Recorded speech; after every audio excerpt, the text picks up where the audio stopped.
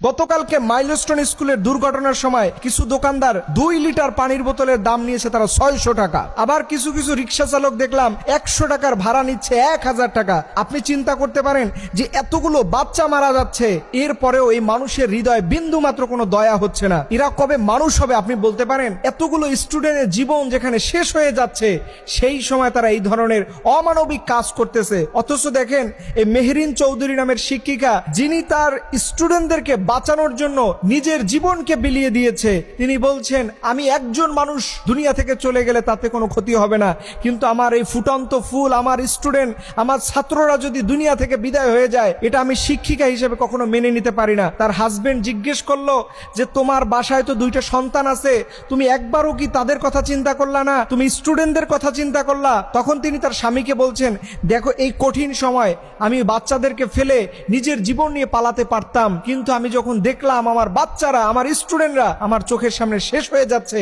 আমি ওই সময় নিজেকে ধরে রাখতে পারি নাই। এর জন্য আমি আমার বাচ্চাদের কথা তখন ভুলেই গিয়েছিলাম। এবং আপনি জেনে আরো অবাক হবেন, লেফটেন্যান্ট তৌকির ইসলাম, যিনি চাইলে একটা বোতাম টিপ দিলে নিজের জীবন সেফ জোনে নিয়ে যেতে পারত, চাইলে তার ফ্যামিলির কাছে ফিরে আসতে পারত, অথচ তিনি ভাবলেন যে আমি যদি এই মুহূর্তে বিমানটাকে রেখে চলে যাই, কোন জায়গায় পরে কত হাজার মানুষের জীবন চলে যাবে।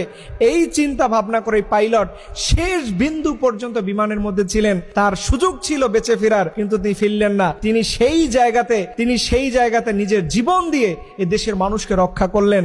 অথচ আমরা আসলে কোন মানসিকতার গল্প বলি?